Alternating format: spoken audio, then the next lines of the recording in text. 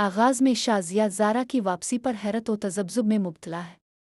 इसका कहना है कि ज़ारा की मौजूदगी ने इसकी सोच को बदल दिया है और वो अब अपनी बेटियों के फ़ैसले उन पर छोड़ना चाहता है।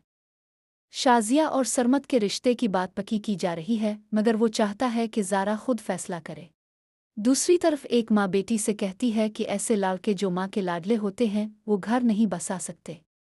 बेटी मोनोर से मोहब्बत करती है और कहती है कि इसने अपनी मर्ज़ी से शादी की है, मगर माँ इसे मजबूर करती है कि अब अलहिदा हो जाओ।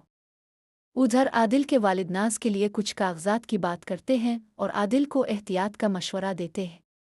इस दौरान रिश्तादारियों और बच्चों की तरबियत पर बात होती है कि उन्हें ज़बरदस्ती समझाने से बेहतर है कि दोस्त बनकर बात की जाए। मुनोयर अपनी बीवी से झगड़ता है और उस पर इल्ज़ाम लगाता है, जबकि दूसरी औरत इससे कहती है कि 15 लाख का हक महर भी इसकी बीवी की एक चाल थी ताकि वो तलाक ना दे सके। उधर ज़ारा के रिश्ते की बात चलती है, मगर वो खुद फैसला करना चाहती है।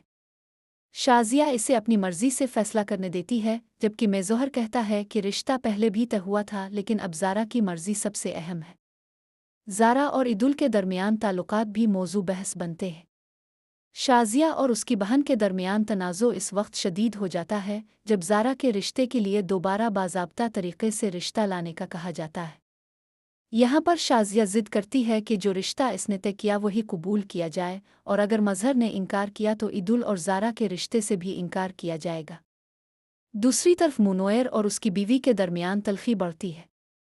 वो बीवी को घर से निकल जाने का कहता है और सिर्फ 15 लाख के हक महर की बात करता है, जबकि बीवी कहती है कि इसने सिर्फ हक मांगा है, तलाक नहीं।